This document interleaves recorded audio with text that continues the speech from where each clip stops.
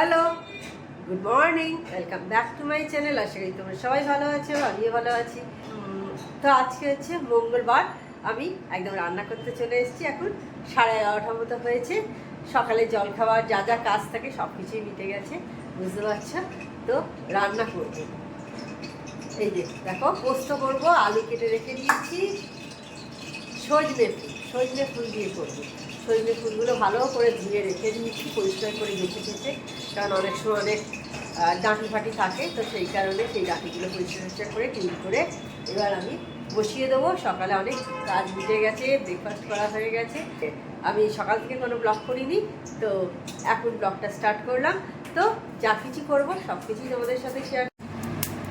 দেখো সর্ষের তেল দিয়ে দিয়েছি, সর্ষের তেলটা হয়ে গেছে, আমি আলুগুলো ছেড়ে দিচ্ছি।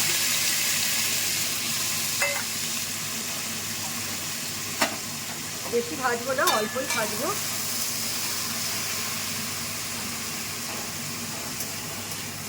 এর ফাঁকে আমি আলুটা ভাজা হোক, আমি এর ফাঁকে পোস্তটা মিক্সিতে বেটে নিই।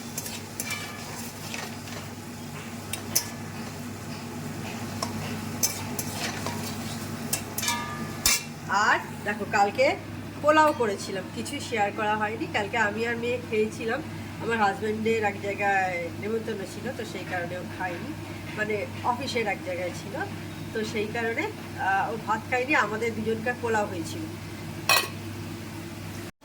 আমার হাজব্যান্ড না এই ভাত পাতে সকালবেলা এইসব পোলাও, ফ্রাইড রাইস এইসব খেতে ভালোবাসে না।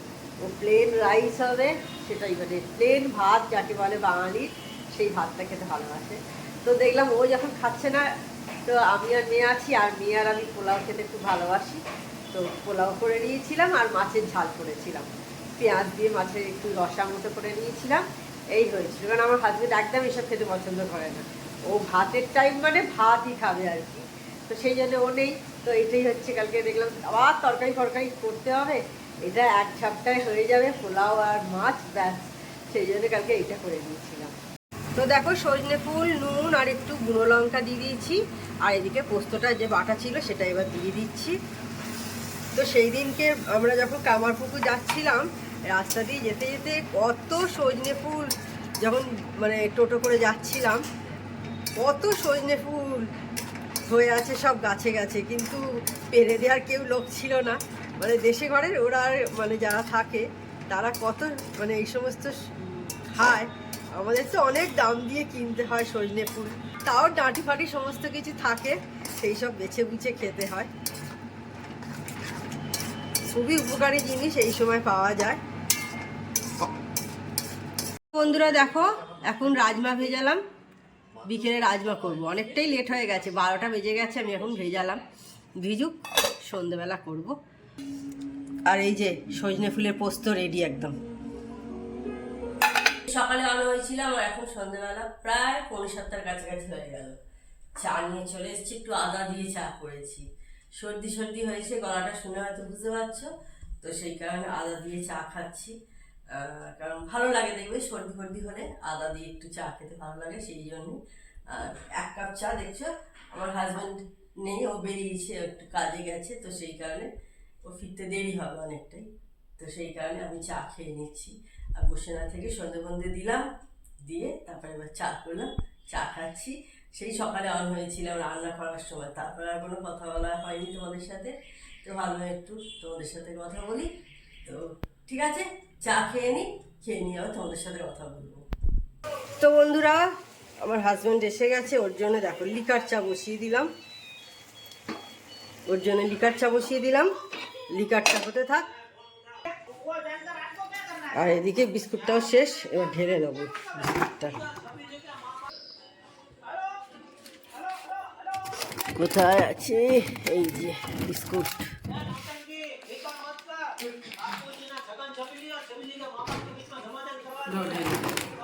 আমি ঢেলে নেবো না, তুই ঢালবি, দাঁড়া কাঁচিটা দিই। ওই ঢেলে ফেলছে, আমার একটা কাজ করে দিচ্ছে। তো বন্ধুরা, এরপর যে ক্লিপটা আছে ওটা 2 দিন আগেকার আমি একটা ভিডিও তুলেছিলাম, তো সেই দিনকের ভিডিও, একটা হেলদি স্ন্যাক্স তো দেখো, আমার মনে হয় তোমাদের খুব ভালো লাগবে। তোমরা বাড়িতে করো, খুবই হেলদি স্ন্যাক্স, মানে মুখরোচক এবং জিনিসটা কিন্তু। বন্ধুরা, আজকে তোমাদের একটা হেলদি স্ন্যাক্স রেসিপি শেয়ার করতে চলেছি। দেখো, কড়া নিয়ে নিয়েছি, কড়াতে একটু আমি দেব হচ্ছে ঘি, বেশি নয়, অল্প করে ঘি দিলাম।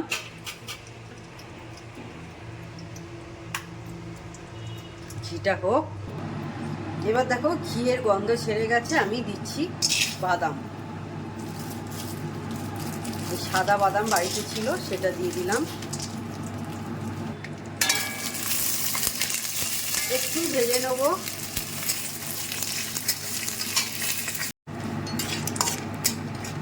দেখো, বাদামগুলো ভেজে নিলাম কিছুটা ঘিয়েতে। এবার 1 মুঠো মতো আমন্ড দিচ্ছি,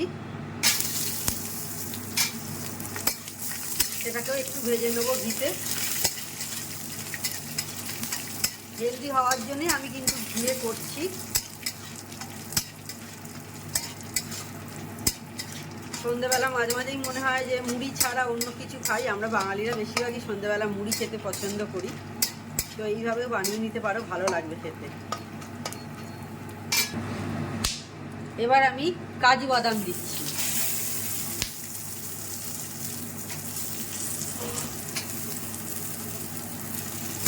কাজু বাদামটাও একটু ভেজে নেবো।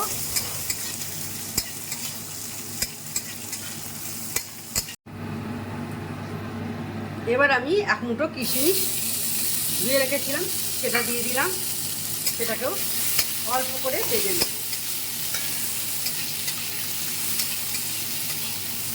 এই সবগুলো একসাথে ভেজে আমি তুলে রেখে দেবো।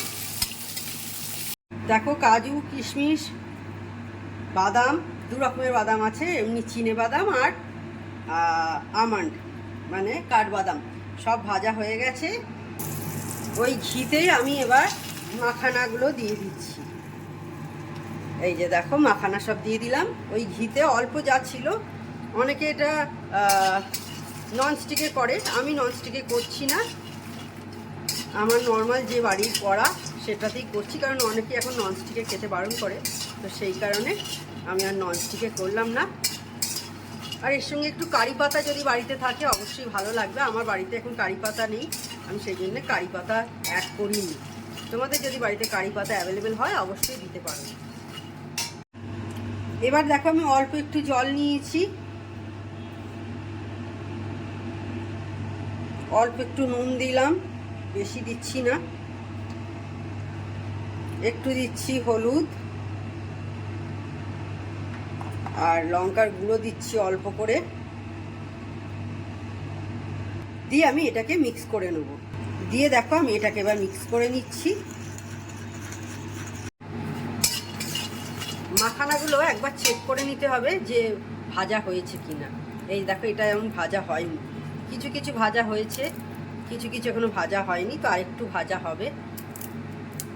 এইটা হয়ে এসছে, আরেকটু ভাজা হোক। এই যে হয়ে গেছে, দেখলে এটা আরেকটু ভাজা হোক। আর এদিকে দেখো, টিভিতে চলছে ইন্ডিয়া পাকিস্তানের খেলা।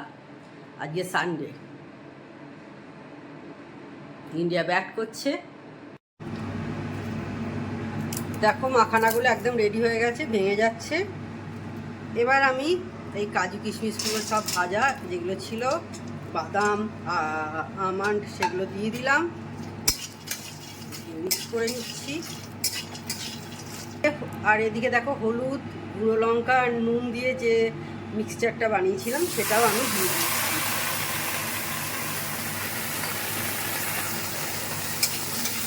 সন্ধ্যাবেলা আমাদের প্রায় দিনই ইচ্ছা করে একটু মুখরোচক কিছু খাওয়ার, তো এইভাবে বাচ্চাদেরও দিতে পারো আর বড়রাও খেতে পারবে। কেমন লাগলো এই রেসিপিটা অবশ্যই কিন্তু তোমরা কমেন্ট করে জানিও, আর বাড়িতে তৈরি করো তোমরাও।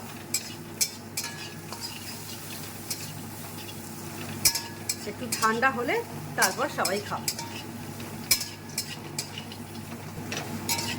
কালারটা কিন্তু দারুণ এসছে, কারি পাতাটা নেই আমার, তাই। এই যে দেখো, আমি একটা প্লেটে ট্রান্সফার করে নিয়েছি, ঠান্ডা হোক তারপর খাবো। তো বন্ধুরা রুটি করতে চলে এসেছি, তখন ওকে চা করে দিলাম। আর এখন কটা বাজে, প্রায় 8টার কাছাকাছি হলো। আমি রুটি করছি আর এরপর করবো হচ্ছে রাজমা। এই যে সকালে ভিজিয়ে রেখে দিয়েছিলাম, ভিজে গেছে। তো এরপর প্রেশারে আগে সিটি দেবো, তারপরে করবো। এখন নয়, এই রে রুটিটা গেল পুরে একটু। তো এই হচ্ছে ব্যাপার। আর আজ সন্ধ্যেবেলা বাড়িতেই আছি, কোথাও বেরোয়নি। একটু সর্দি সর্দি হয়েছে, সেই জন্য ভালো লাগছে না বেরোতে, সেই জন্য কোথাও বেরোয়নি, বাড়িতেই আছি। রান্নাবান্নাগুলোও করতে হবে, সকালে তো ভেজানো ছিল না, সেই জন্য এইগুলো করতেও হবে। এই হচ্ছে আমার চলছে। তোমাদের সবাইকার কী খবর?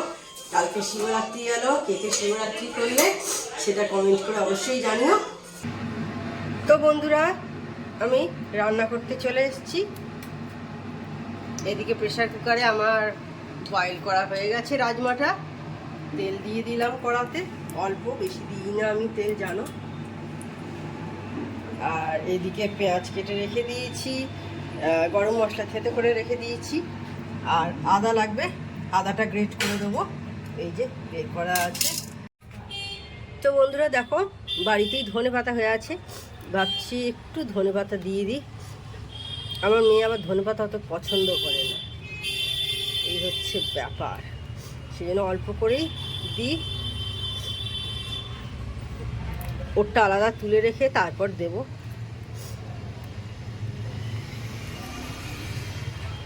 এই অল্প করে তুললাম একটু। এই যে দেখো ধনেপাতাগুলো তুললাম, দিয়ে দিলাম ওর বাবার মতো আলাদা করে তুলে।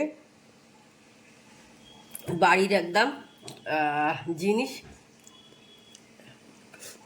আর আমি খাবো, সকালে করেছিলাম ওই যে সজনে ফুলের পোস্ত করেছিলাম, সেটা বেশ অনেকটা আছে, ওটা আমি খেয়ে নেব। এটা একটা চাপা দিয়ে রেখে দিই।